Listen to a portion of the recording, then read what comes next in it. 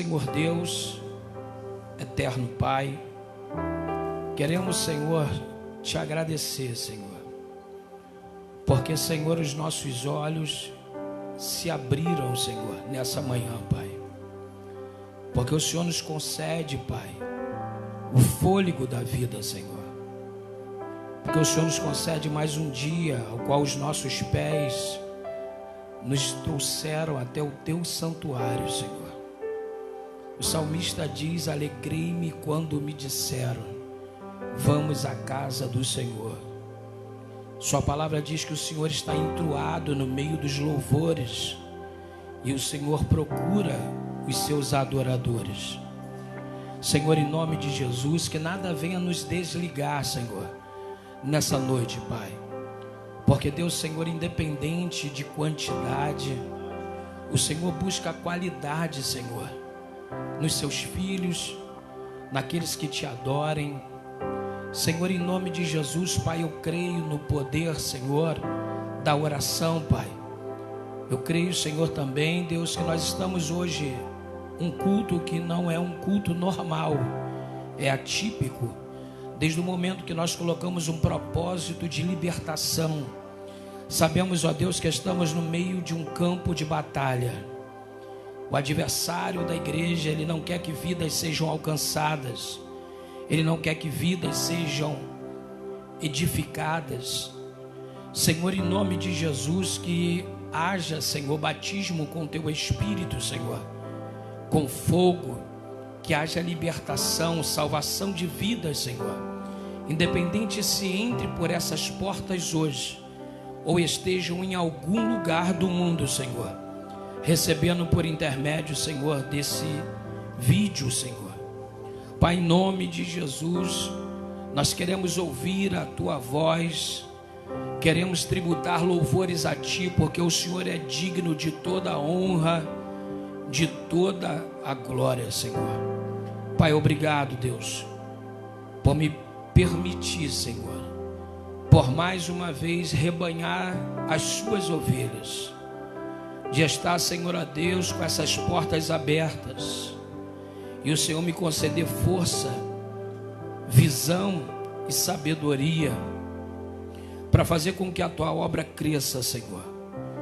Pai, Senhor, em nome de Jesus, que esse lugar seja um hospital espiritual, Senhor. Que famílias que entrem aqui quebradas sejam restauradas. Que vidas que entrem aqui enfermas em seu corpo, enfermidades também na sua alma, sejam curadas, saradas pelo poder do seu evangelho, Senhor. Pai, Senhor, em nome de Jesus, que o Senhor venha libertar o cativo, que o Senhor venha dar livramentos, Senhor.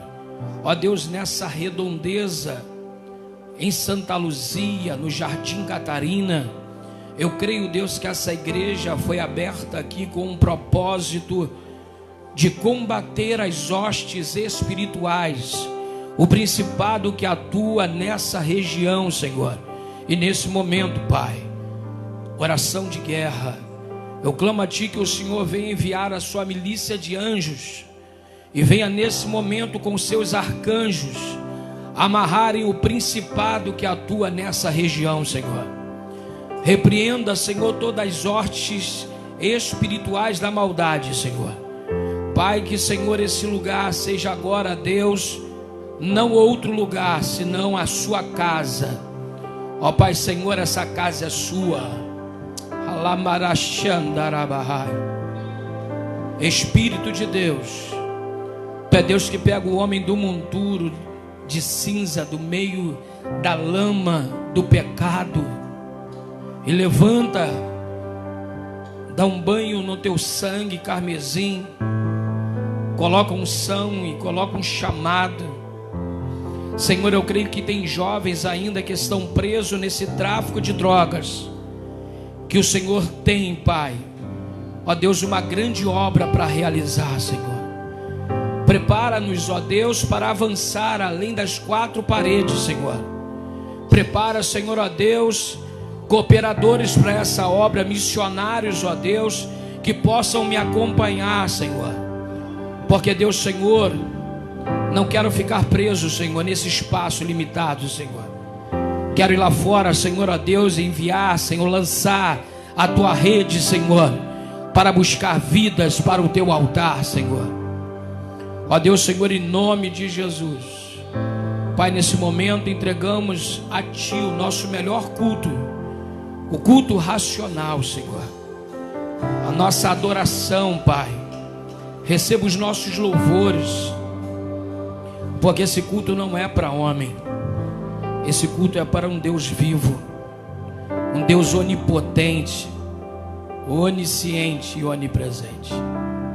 Tu és o Alfa, Pai. Tu és o Ômega, Senhor. Renova minhas forças, Senhor. Pai, por mais uma vez, Deus, enquanto em mim houver o fôlego da vida, Senhor, ó Deus, eis-me aqui para a tua obra, Senhor. Deus, em nome de Jesus, se cumpre a tua palavra. Grande é a seara, poucos são os ceifeiros. Desperta essa geração, Pai. Levanta profetas dessa dispensação, Senhor. Ó Pai, porque o seu Filho, ó Deus Jesus Cristo, está às portas. Pai, em nome de Jesus, receba, Senhor, o nosso culto e toma o primeiro lugar deste culto, Senhor, em o nome de Jesus, em nome de Cristo Jesus. Você pode aplaudir o Senhor, queridos? Muita gente para pouco barulho, hein? Glória a Deus. Na mesma ligação que nós estamos nesse clima de adoração, queria convidar você a abrir a Bíblia Sagrada com uma palavra introdutória nesse culto. O livro de Atos dos Apóstolos, capítulo de número 20, versículo de número 7. Eu quero, em poucas palavras, ter a minha oportunidade. Hoje é o pastor Marcos Dias que vai estar ministrando a mensagem de Deus para a nossa vida. Mas o Senhor tem falado por esses dias muito acerca desse texto, falando sobre uma geração que fica na janela. Livro de Atos, capítulo 20, versículo 7 diz: no primeiro dia da semana, reunimos-nos para partir o pão, e Paulo falou ao povo, pretendendo partir no dia seguinte. Continuou falando até a meia-noite. Havia muitas candeias no piso superior, onde estávamos reunidos. Um jovem chamado Eutico, que estava sentado numa janela, adormeceu profundamente durante o longo discurso de Paulo. Vencido pelo sono, caiu do terceiro andar. Quando o levantaram, estava morto. Paulo desceu, inclinou-se sobre o rapaz, o abraçou, dizendo: não fiquem alarmados, ele está vivo. Então subiu novamente, partiu o pão e comeu. Depois continuou a falar até amanhecer e foi embora. Levaram vivo o jovem que muito os consolou. Amém, queridos? Amados, com poucas palavras, eu não quero me ater aqui ao conteúdo histórico, falando aqui do apóstolo Paulo, mas eu quero me ater aqui numa revelação. Nós sabemos que nós temos um inimigo, nós temos um adversário invisível. Nós lutamos contra hostes espirituais malignas, são anjos caídos, demônios, seja como for que você chama. Mas o objetivo de Satanás e o seu exército é roubar, matar e destruir. Outrora, o inimigo tinha a intenção de tirar os crentes de dentro da igreja, do convívio, da comunhão, do altar, de dentro da casa do Senhor. O adversário, ele é sutil, ele é sagaz, e ao longo dos tempos ele tem tempo suficiente para estudar os nossos comportamentos. Então ele, ao longo desses anos, ele tem mudado a estratégia. E aqueles que são espirituais, aqueles que discernem as coisas espirituais, têm uma percepção. E Deus tem falado muito ao meu coração, que o inimigo tem o objetivo agora não de tirar o crente da igreja, mas fazer com que a mesma estratégia que ele usou Eutico, numa grande noite de Santa Ceia, de comunhão, Paulo ministrando uma palavra poderosa, e esse menino, ele estava numa posição sentado na janela, e quem está na janela, ele está com um objetivo. Ele não está 100% vidrado no que está acontecendo da parte de dentro, mas ele está, na verdade, numa posição ao qual te dá condições de olhar para dois sentidos. Eutico está num culto, Paulo pregando. Eu que sou pregador, irmãos, queria ter vivido no tempo de Paulo, para sentar na cadeira de uma sinagoga, de uma igreja, e ver Paulo pregar com tanta sabedoria. Eu estou falando do apóstolo Paulo, que doutrinou a igreja de Cristo, que escreveu 13 cartas. Paulo, que ele saiu lançando a semente, avançando as fronteiras, e em cada lugar que ele deixou, a palavra frutificou, cresceu ali uma igreja, deixou um legado que até hoje nós colhemos frutos da obra do apóstolo Paulo. Agora quero olhar para Paulo pregando dentro desse momento, para os seus irmãos em Cristo, e um jovem chamado Eutico, com toda a oportunidade de se alimentar naquela noite, mas ele estava mais preocupado em olhar para a janela. Sabe o que nós podemos trazer numa alegoria dentro dessa mensagem, uma conjectura nesse tempo presente? Olhar na janela é quando a gente não vigia e passamos mais tempo na internet, no WhatsApp. Outrora não tínhamos tanto mecanismo, é bom, mas se não vigiarmos também é ruim. Acaba nos viciando, tirando o nosso tempo, ao ponto que tem tirado a comunhão dentro dos lares. Você vai dentro de um restaurante, você vê uma família sentada, e você não vê mais a conversa entre a família na mesa. Se você piscar os olhos e olhar para o seu lado e perceber, todos que estão na mesa estão com o celular na mão. Todos estão conversando mutuamente com alguém ou transitando na internet. E uma das armas do adversário é tirar a comunhão da igreja. Porque ele sabe que quando tira a comunhão da igreja, quando ele tira a minha comunhão com Deus, a minha comunhão com a minha família, a minha comunhão com os meus irmãos, eu me torno um alvo mais fácil. Eu me torno uma presa mais fácil de ser pegada. O adversário tem tentado fazer com essa geração, tornar uma geração fraca, uma geração anêmica espiritualmente, uma geração que se preocupa mais com o TikTok, com o Kawaii e com outros aplicativos, mas não conseguem passear nem no aplicativo da Bíblia no celular. Não se tem mais tempo para meditar na palavra. E o diabo sabe que uma igreja que não vive a palavra, que não se alimenta na palavra, um crente que não respira e medita na palavra, é um crente que a qualquer momento ele vai poder arrancar a vida, seja espiritual ou seja ela física. Eutico estava dentro da igreja. Estar dentro da igreja não é sinônimo de ter comunhão. Estar dentro da igreja não é sinônimo de estar sendo alimentado. Eu faço parte de uma geração, eu aceitei Jesus com 33 anos.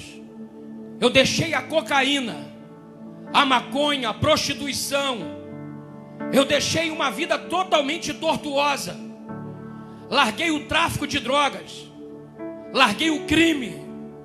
O Espírito Santo de Deus tocou em mim. E Deus me deu minha última chance. E sabe como é que eu consegui vencer os meus vícios? Como eu venço todo dia as minhas fraquezas?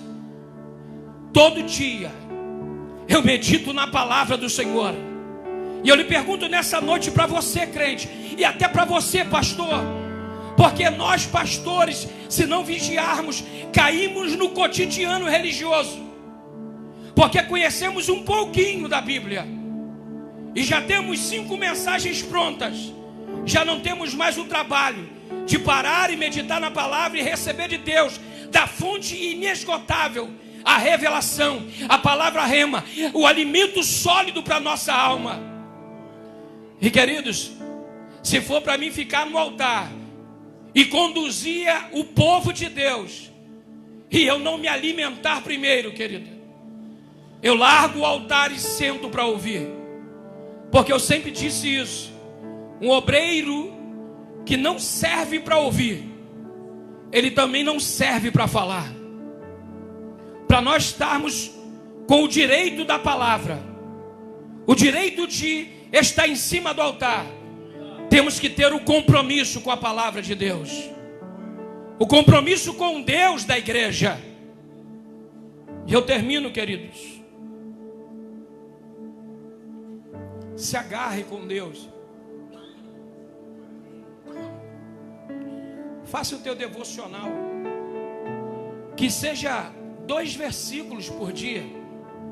Sabe aquele costume quando você se converteu, que você falava assim: Deus, fala comigo, e você não entendia a Bíblia, não sabia nada da palavra, mas você abria o livro com tanto temor, e você lia alguns versículos e falava: isso é o que Deus quer falar comigo. Vigie. A palavra que eu digo para você, queridos, o diabo tem tentado encurtar um caminho de facilidade na igreja. Se disseram para você que ser evangelho é fácil, mentiram para você. Jesus disse: negue a si mesmo, pegue a tua cruz e siga-me. Não existe evangelho sem cruz. E nesse tempo, as mensagens têm roubado a estrutura do crente novo, a estrutura da igreja que tem nascido nessa geração. É tempo de Deus levantar e despertar os profetas, de levantar pregadores que pregam a palavra, que pregam na essência da verdade. Levantar uma geração de discípulos de Paulo, que não estão preocupados com o relógio. O crente entra hoje na igreja preocupado com a hora que começa o culto e a hora que termina. Labarachandarábia. Algum tempinho atrás, eu fui consagrado dentro de uma vigília, pastor. Eu amo perder a minha noite ouvindo a voz do Senhor. Mas hoje, os crentes já não passam mais a madrugada realmente numa busca. Buscam ídolos para si. Buscam lugares onde altares tem pessoas que receberam fama, mídia. Vigília só enche enquanto tiver alguém próximo que vai cantar, que está na mídia. Eu tive numa cruzada recentemente, dirigindo um trabalho através do convite de um amigo, dentro da boca de fumo do Três Campos, ali na Trindade, aniversário do rapaz, dono da firma. E eu dirigi aquele culto porque eu recebi o convite, mas eu olhei aquele dia ali, algo que me entristeceu muito, porque a cruzada foi enchendo, e o som já estava ligado, o fundo musical, tinham músicos, mas ninguém subia no altar. E eu, como ia dirigir, eu perguntei: sou eu que vou dirigir a cruzada? E o rapaz: o senhor que é o apóstolo Frank? Eu falei: sou. Estamos esperando os pastores chegar. Eu falei: mas o povo está aqui E eu, a olho nu, eu podia ver e contar no dedo os garotos escondidos no mato, tudo armado, doido para ouvir a palavra de Deus. Eu falei, queridos, nós estamos dentro de um campo de batalha. A igreja avançou. Está dentro de um campo de futebol numa comunidade. Como é que se inicia uma cruzada sem oração?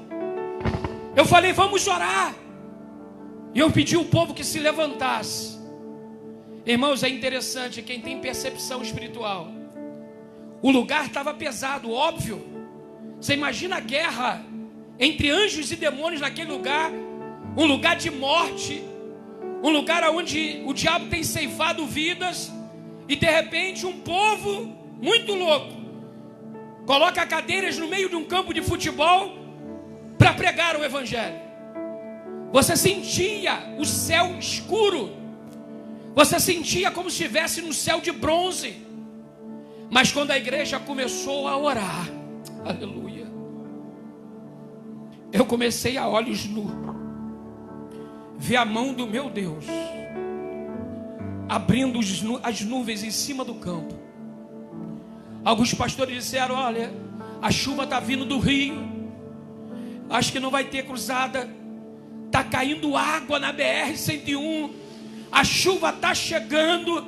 Falei, pastores, nós estamos orando.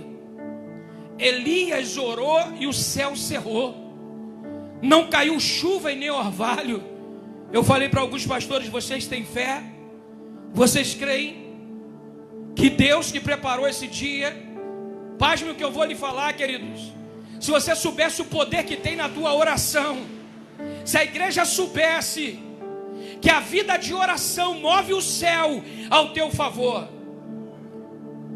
Eu falei, não sou Elias, mas se Deus me permitiu subir nesse altar para poder profetizar a essas vidas, Deus também nessa noite vai cerrar o céu. Sabe o que aconteceu, pastor Marcos Dias? Enquanto teve a cruzada, iniciou 7:30 da noite, acabou 11 horas da noite, não caiu uma gota sequer naquele lugar. E quem vinha chegando do Rio, pastores que vinham, cantores que vinham, diziam assim, a chuva está ali na Praça da Trindade, está na BR, está caindo água. Mas o meu Deus colocou a mão sobre aquele lugar, como nesse momento Deus está colocando a mão sobre a tua casa, sobre a tua família. Por quê? Porque você está cultuando a Ele nessa noite. E quando terminou o culto, só que me entristeceu algo que, quando eu falei com os irmãos, falei, e aí, está faltando o que para começar? Vamos orar. E nós começamos a orar. Alguém disse assim, pastor, a gente está esperando o cantor. Eu falei, que cantor? Eu não vou citar nome, mas era um cantor famoso. Ao cantor fulano de tal vir, porque o povo veio para ver ele. Meu irmão, aquilo me deu um negócio no peito. Eu falei, como é que é?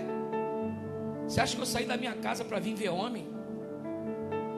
Eu saí da minha casa para subir no altar, para poder esperar o homem cantar. Essa é a geração que a gente vive. A geração que cria idólatras, que cria imagens dentro da igreja. É tempo da gente romper. Amém, queridos? Eu paro aqui. Você pode aplaudir o nome do Senhor, irmãos? Quero liberar uma palavra para você, querido. Deixe um pouco a janela e entre pela porta. Entre para a comunhão com os irmãos. Amém?